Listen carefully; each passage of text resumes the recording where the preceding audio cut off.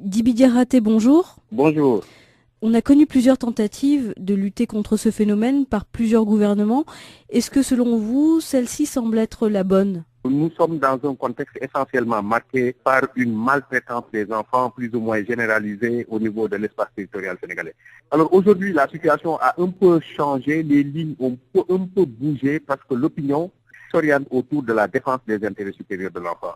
Le gouvernement a saisi l'occasion de procéder à cette opération. L'opinion est favorable à cette mesure-là, mais est-ce que la société en tant que telle, qui repose sur beaucoup de croyances, sur le don, est prête? L'activité maintenant doit consister à réorganiser, si vous voulez, la question de l'aumône au Sénégal. Parce que vous avez une société qui est profondément attachée à des croyances. Nous donnons l'aumône quand nous avons un parent qui est malade, nous donnons l'aumône quand nous postulons à une certaine station, nous donnons l'aumône quand nous faisons un examen.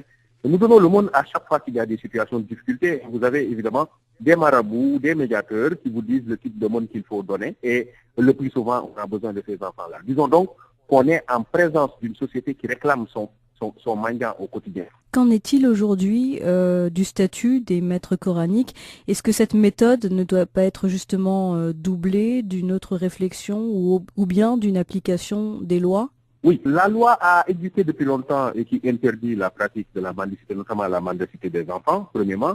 Deuxièmement, pour les maîtres coraniques, il y a un travail de formation à faire. Là aussi, je crois que parmi les mesures complémentaires, il serait bon de penser à une formation, notamment en pédagogie des maîtres coraniques, parce que pour l'essentiel, ils n'ont pas été abreuvés aux sources de la pédagogie. En conséquence, le recours aux sévices corporels est un fait qui est très fréquent dans les écoles coraniques.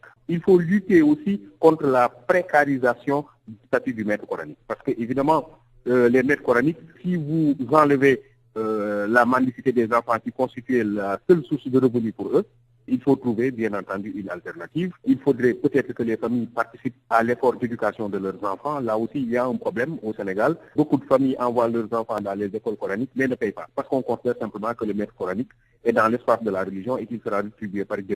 Il y a aussi l'association des maîtres coraniques qui tente de mettre en place des daras modernes, des écoles coraniques modernes. Est-ce que cette option de réglementer les écoles coraniques vous semble viable à long terme? Ce qu'il faut éviter à ce niveau-là, c'est les fractures entre deux catégories de maîtres coraniques. C'est-à-dire des maîtres coraniques favorables à l'érection des daras modernes et d'autres maîtres coraniques attachés à la tradition et qui regardent les autres comme de faux maîtres coraniques. C'est ça qu'il faut éviter parce que ça va créer encore une situation de défiance. Qu'en est-il maintenant des familles qui confient leurs enfants aux maîtres coraniques? Elles sont souvent loin, elles viennent de Guinée-Bissau, de Guinée-Conakry. Est-ce que c'est réaliste de vouloir retirer les enfants d'un coup des rues et puis de les restituer comme ça à leur famille? Les écoles qui posent problème, ce sont les écoles itinérantes. C'est quand le marabout quitte le village pour venir en milieu urbain ou alors quitte un pays limitrophe pour venir à Dakar. Au niveau de ces écoles, le contrôle communautaire est faible. À ce niveau-là, ce que le gouvernement est en train de faire, c'est que lorsque les enfants sont retirés et qu'on identifie le maître coranique qui les a mis dans cette situation-là, ce maître coranique sera convoqué et lui, avec les enfants, devra être convoyé dans son pays d'origine, dans sa région d'origine.